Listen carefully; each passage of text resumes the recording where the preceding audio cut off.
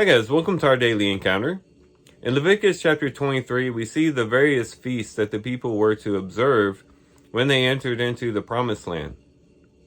And a lot of these feasts were combined and happened at the same time. There were basically 3 times that the men of Israel would be called to go to Jerusalem, eventually Jerusalem, where they would observe these various feasts, but there were 7 feasts altogether. And these feasts were the means by which the people would remember what the Lord had done for them.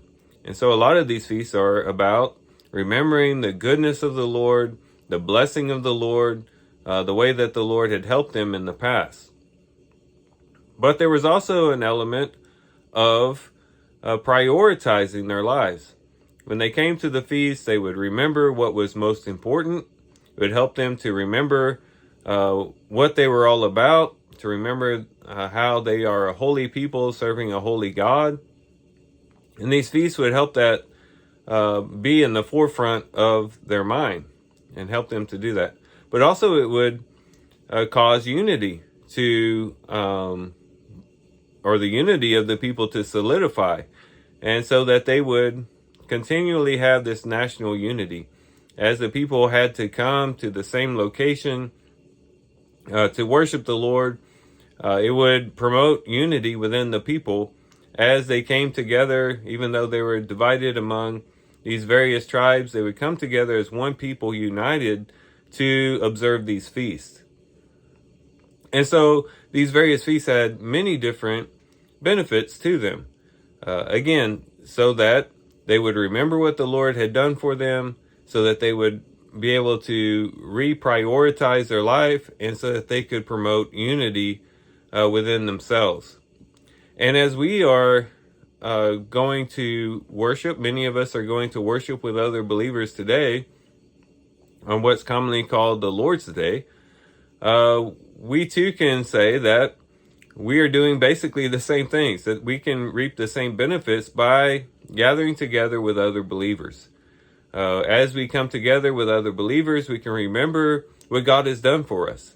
And it's a good remembrance of the Lord's sacrifice, especially for those who observe the Lord's Supper, communion, who will have communion today.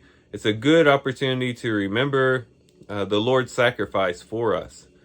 But it's also a good chance for us to prioritize what's really important in our lives. It's good to have a reminder every week of what's most important.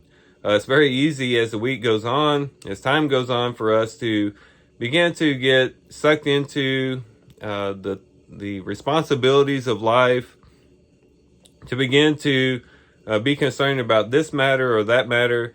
When we come together as God's people, it helps us to remember what truly is important. And hopefully that will happen for us today. And so we remember the Lord, we have priority, but also we have unity as well. When we come together as God's people, we see that we're not alone in our walk of faith. We see other people who also have the same challenges that we have, who also have the same faith as we have.